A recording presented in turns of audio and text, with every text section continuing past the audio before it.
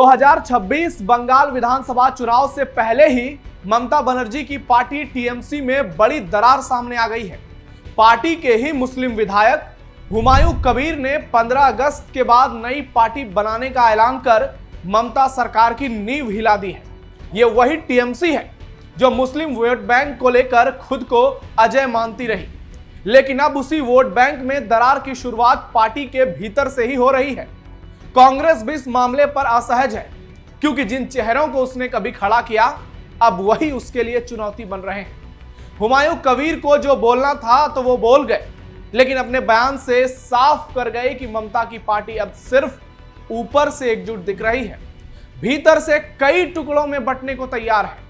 जिला स्तर पर हो रहे फैसलों और नेतृत्व की अनदेखी ने असंतोष को इस कदर बढ़ा दिया है कि विधायक खुद को बकरियों से खेत जोतने वाला बता रहे हैं। ये वही पश्चिम बंगाल है जहां कभी कांग्रेस और अब टीएमसी ने मुस्लिम समाज को अपने पाले में रखने के लिए तुष्टीकरण की हर सीमा लांघी, लेकिन आज वही अपने लिए अलग राह तलाश रहा है। तो क्या समझा जाए इसे? क्या यह टीएमसी के अल्पसंख्यक वोट बैंक की बड़ी सेंध है? क्या कांग्रेस और ममता दोनों के लिए यह एक नई सियासी चेतावनी है? सवाल गंभीर है और जवाब जनता के मन में, जो बंगाल में विधानसभा चुनाव में मिलेगा। नमस्कार, कैपिटल टीवी के स्पेशल शो टर्निंग पॉइंट में आपका स्वागत है और मैं हूं आपके साथ नवेंदु शेखर झा। आज टर्निंग पॉइंट में आपको बताएंगे कैसे पश्चिम बंगाल विधानसभा चुनाव से पहले टीएमसी को हार दिखने लगी है और पार्टी हताश है, निराश है और ममता बनर्जी बेबस। दीदी की टीएमसी में हो गई बगावत, मुस्लिम विधायक ने खोल दिया मोर्चा। ममता बनर्जी को सबसे बड़ा झटका, अब पश्चिम बंगाल में बवाल तय। पश्चिम बंगाल विधानसभा चुनाव से पहले मुर्शिदाबाद के भरतपुर से टीएमसी विधायक हुमायूं कबीर ने 15 अगस्त के बाद नई पार्टी बनाने की घोषणा की तो ममता बनर्जी की नींद उड़ गई। हुमायूं कबीर ने जिला नेतृत्व के विरोध में नई पार्टी बनाने का आह्वान किया है। हुमायूं की पार्टी मालदा, मुर्शिदाबाद, दिनाजपुर और नादिया में 50 सीटों पर उम्मीदवार उतारेगी। हुमायूं ने स्पष्ट तौर पर कहा है कि खेती बैलों से की जाती है, बकरियों से नहीं। मैं केवल मुर्शिदाबाद पर केंद्रित पार्टी नहीं बनाऊंगा, मैं मुर्शिदाबाद, मालदा, उत्तर दिनाजपुर और नादिया के एक हिस्से में 50 से 52 सीटों वाली पार्टी बनाऊंगा। टीएमसी विधायक ने बगावती तेवर तो दिखा दिए, लेकिन सीएम ममता के खिलाफ बोलने की हिम्मत नहीं की और कहा कि सीएम ममता और टीएमसी सांसद अभिषेक बनर्जी से उनकी कोई नाराजगी नहीं है, यह गुस्सा केवल जिला नेतृत्व के प्रति है और इस मामले में उनके निशाने पर फिरहाद हकीम, खलीलुर रहमान और अपूर्व सरकार है। हुमायूं का कहना है कि जो अध्यक्ष हैं वही समस्या है। उन्होंने मुझसे कोई चर्चा नहीं की, मुझे कोई महत्व नहीं दिया, मुझे विधानसभा में कोई महत्व नहीं मिलता, मुझे रेजीनगर विधानसभा में कोई महत्व नहीं मिलता जहां मैं 62 सालों से रह रहा हूं। जो हमसे बहुत जूनियर हैं, चाहे वो अपूर्व सरकार हो या खलीलुर रहमान, उन्हें हमसे ज्यादा महत्व मिल रहा है। वहीं जब एक इंटरव्यू में टीएमसी विधायक कबीर से पूछा गया कि क्या आप विधानसभा चुनाव से पहले टीएमसी के अल्पसंख्यक वोट बैंक को तोड़ने की कोशिश कर रहे हैं, तो इस सवाल पर हुमायूं ने कहा कि बंगाल में फिर से टीएमसी ही सत्ता में आएगी और चौथी बार दीदी मुख्यमंत्री होंगी, लेकिन मैं पार्टी बनाकर नेताओं को यह एहसास दिलाऊंगा कि मेरे जैसे लोगों को उनकी भले ही जरूरत नहीं है, लेकिन बकरियों से कूटे जा रहे धान को योग्य मतदाताओं का सम्मान नहीं मिल रहा है। मैं ऐसी व्यवस्था करूंगा कि योग्य मतदाताओं को सम्मान मिलेगा। हिंदुओं पर हुमायूं कबीर का विवादित बयान।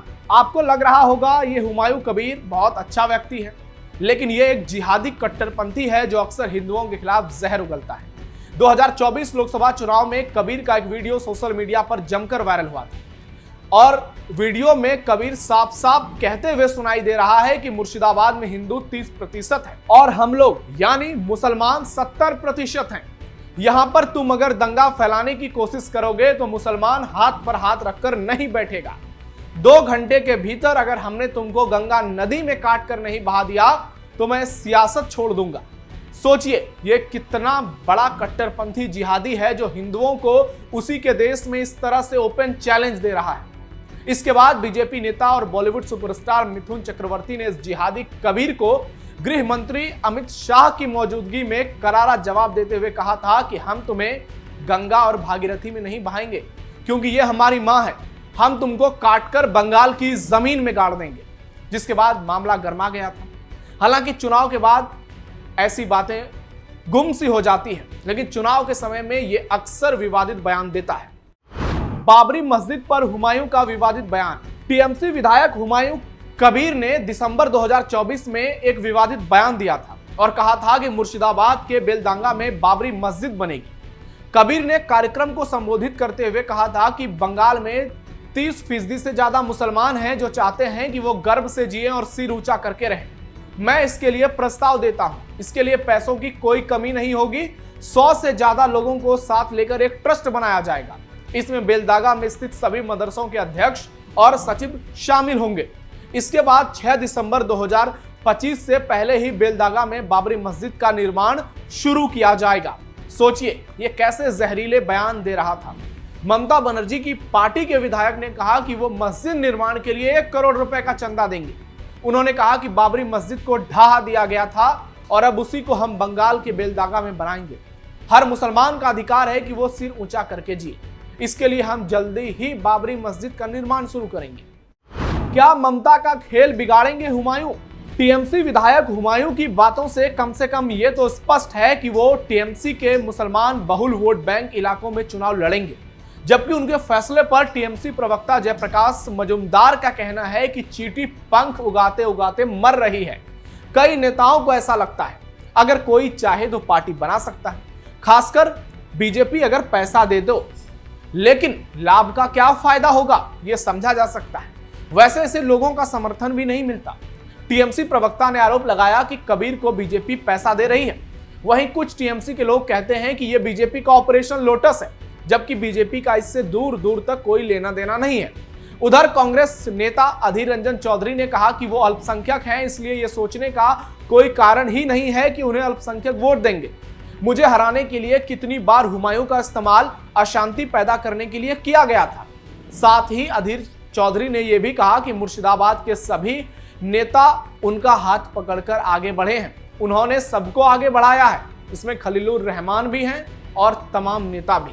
हालांकि आपको बता दें कि कुछ दिन पहले हुमायूं कबीर ने खुद ही स्पष्ट किया था कि वो कांग्रेस नेता प्रियंका गांधी से बातचीत कर रहे हैं, लेकिन अगर वो मुस्लिम बहुल इलाके यानी मुर्शिदाबाद, दिनाजपुर, मालदा और नादिया में अपने उम्मीदवार खड़े करते हैं तो टीएमसी को नुकसान हो सकता है। इस बात की पूरी संभावना है।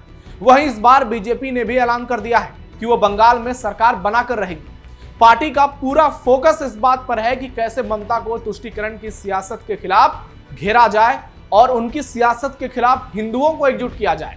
इसके लिए वोटर लिस्ट रिवीजन, घुसपैठिया और बंगाली अस्मिता के मुद्दे को जन जन तक पहुंचाने का लक्ष्य है।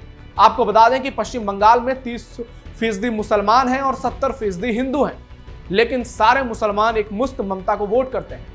2021 के विधानसभा चुनाव में बीजेपी को 38.15% वोट और 77 सीटें मिली थी, जबकि टीएमसी को 48% वोट और 215 सीटें मिली थी। वोट शेयर में दोनों पार्टियों के बीच करीब 10% का अंतर था।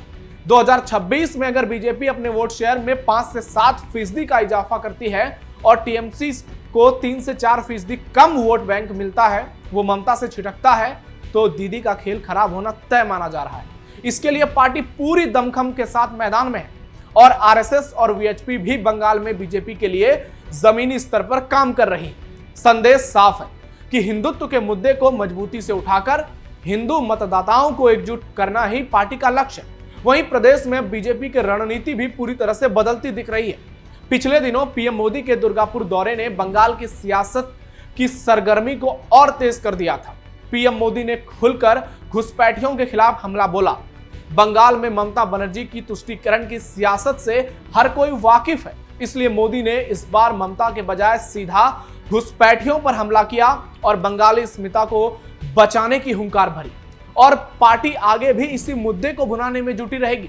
आपको बता दें कि पीएम ने ममता के बजाय टीएमसी पर बार बार निशाना साधा। वहीं केंद्रीय गृह मंत्री अमित शाह भी डंके की चोट पर लोकसभा चुनाव के बाद कह चुके हैं कि दिल्ली जीत लिया है, अब बंगाल भी जीतेंगे। ऐसे में बंगाल चुनाव से पहले बीजेपी ममता को उसी की पिच पर क्लीन बोल्ड करने की तैयारी में है, जहां मुद्दा विकास, बंगाली अस्मिता और घुसपैठिया होगा। और अगर बगावती हुमायूं कबीर अपने फैसले पर अडिग रहेगा तो ममता को बड़ा झटका लगना तय है, क्योंकि सारा खेल टीएमसी का मुस्लिम वोट बैंक पर ही टिका है। ऐसे में अगर 1% मुस्लिम वोट बैंक टीएमसी से छिटकता है तो निश्चित तौर पर न सिर्फ टीएमसी की सीटों में कमी आएगी बल्कि चौंकाने वाले परिणाम आ सकते हैं। शुवेंदु अधिकारी, सुकांता मजूमदार और दिलीप घोष जैसे बीजेपी नेता लगातार कह रहे हैं कि इस बार बंगाल में बीजेपी की सरकार आएगी और सहकारी समिति के चुनाव में हाल ही में वीरभूम में ममता के गढ़ में ममता की टीएमसी को बीजेपी ने सभी 9 सीटों पर धूल चटा दी। टीएमसी का सूफड़ा साफ हो गया। यही हाल नंदीग्राम में रहा था। ऐसे में अब ममता की जमीन खिसकती हुई नजर आ रही है और टीएमसी के जो बागी विधायक हैं उनके तेवर बता रहे हैं कि 2026 में खेला होना तय है। आपको क्या लगता है, पश्चिम बंगाल में खेला होगा? क्या ममता बनर्जी जीत का चौका लगाएगी या फिर बीजेपी 2026 में बंगाल में इतिहास रचेगी? कमेंट बॉक्स में जरूर बताइए।